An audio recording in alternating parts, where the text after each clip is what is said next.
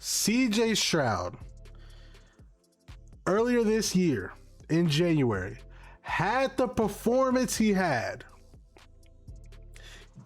He had a bad performance the week before against the Steelers. He didn't do great all year. Let's just be honest.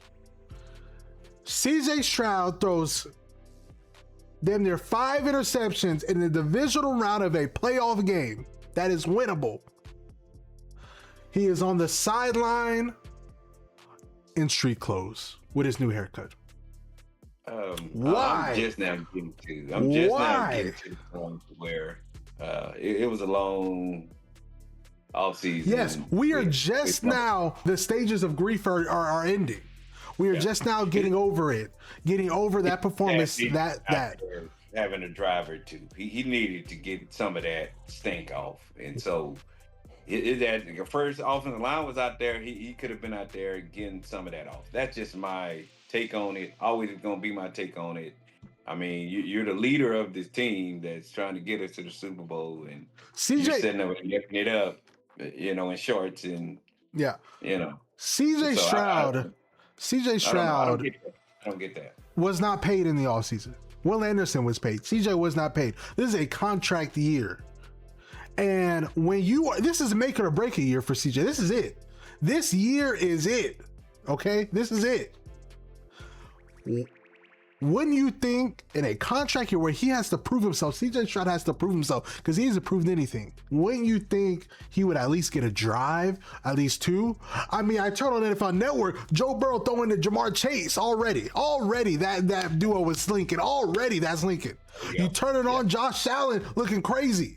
Josh Allen spinning around in the pocket, throwing touchdowns already. Dad, this is what's happening around the NFL in week 1. Josh Allen already spinning around in the pocket, threw a touchdown. Already spinning around, looking crazy. Joe Burrow throwing to Jamar Chase. Joe Burrow got sacked as well, which we know, but he's throwing to Jamar Chase already. Okay, if Joe Burrow and Josh Allen could play, Jordan Love played. Who else played? There's some other quarterbacks. If these quarterbacks played, it was pretty much half of the starters in the league that came out and got a series of 2, and some got a lot longer. If these quarterbacks played, why is CJ Stroud, of all people from last season, that is a starting quarterback, not suited up to play? He needed to be the first quarterback in to at least, like you said, get some of whatever the hell that was at the end of last year off. Get some of that stink off. He should have. I don't care if he would have handed the ball off 10 times in a row. Yeah, he should have. Get out there. Well, I don't know about that, but no, 10 times in a row. I don't know about all that. Get out there in the game tape to get 10 times in a row and hand the ball off. Look, I don't mean to bash Stroud, and this is a new year. Look, Stroud has gotten enough bashing from everybody, including myself. This is a new season, but CJ Stroud is on a contract year. He's on a prove it year, and this is it. This is it. And look, I have said already a couple weeks ago, you can go look, that CJ Stroud is going to have MVP year this year. Okay. Whoa, wait a minute. I said CJ Stroud will have a MVP season this year. Hey, stop. But I just want him to be average, be functional. I think he's going to have a redemption year. But at the same time, he has to put himself on the field to have that. CJ Stroud has to put himself on the field to be able to have that redemption year. He better play next week. He better play damn near half next week, okay? And hopefully he doesn't look like Tua Tagovailoa, okay, who couldn't even catch the ball off the bat week 1. He can't even catch the ball from the center. What is the biggest takeaway you took from week 1, from the preseason? What is one big takeaway? Well, the thing that the biggest takeaway that I saw was the play calling, especially the first couple of drives. I saw some things that I really liked. Hopefully, that can continue. But the play calling from the offense coordinator got some things going on that first drive, and also looked like that first drive we ran the ball really well too. We're going to see about Nick Caley this season. I am very skeptical about Nick Caley, right? Are you? Because I am, right? I am. Last season, I think the play calling was. I think the play calling last year was horrendous. I think it was horrible. And yes, I know Stroud was horrible, but the play calling was not that much better in my opinion.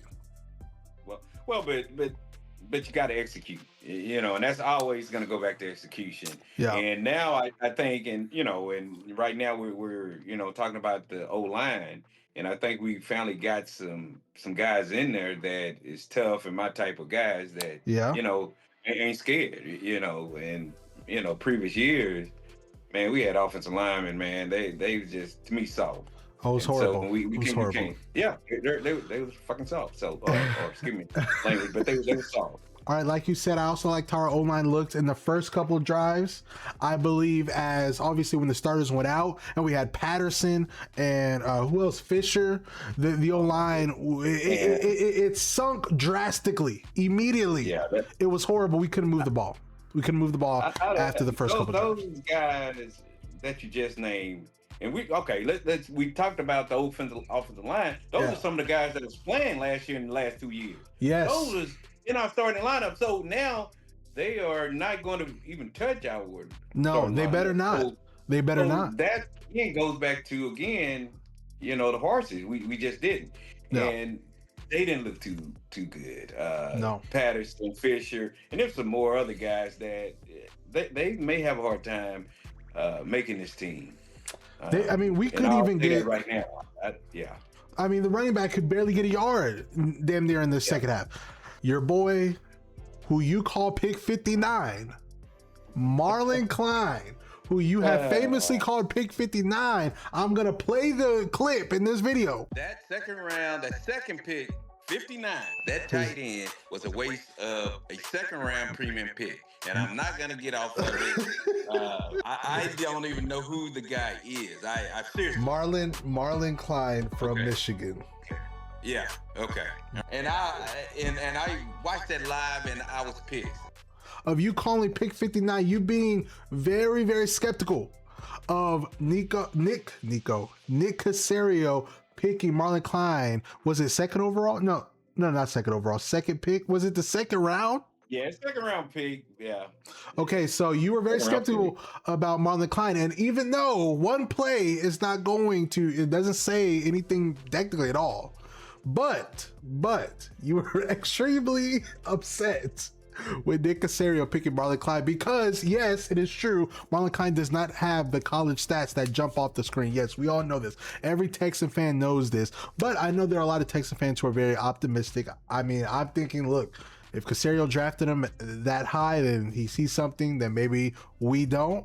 I will say Marlin Klein in that one play, first of all, that beautiful Mills throw, by the way, beautiful Mills throw, that one play. I can't give up that player, pick 59 in Dad, one play. I understand that. I understand that. But that beautiful pass by Mills to Marlin Klein in the seam, looks nice. I can see that. It looked nice.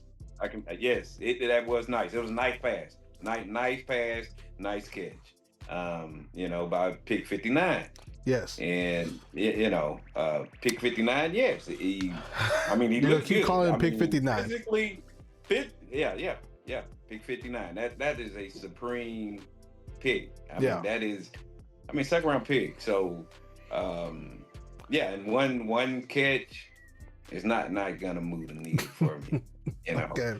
Now I'll give him credit, he caught it. He do look it looks good, smooth. In the uniform, he does. It looks smooth. So and only thing I can say, Jay, is I hope that I was wrong on that.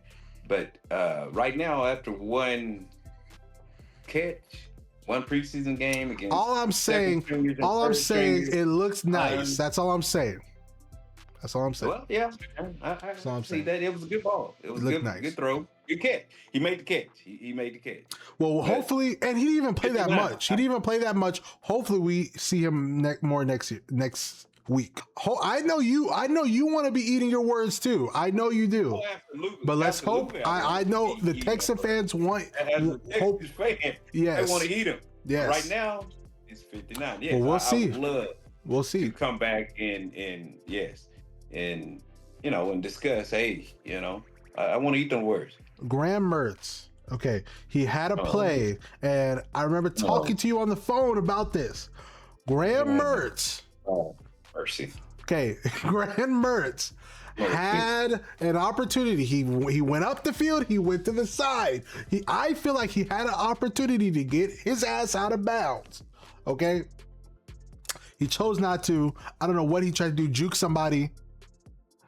He tore his ACL. He's out for the year. Yeah, that's unfortunate for the young man. I know he had history of that, but he did that to himself with Yeah, trying to get out of bounds. And I think it was late in the second, yeah, like very maybe late. some seconds to go. Yeah, Get out of bounds, protect it yourself. made no It's at the sense. end of the second quarter, go to half.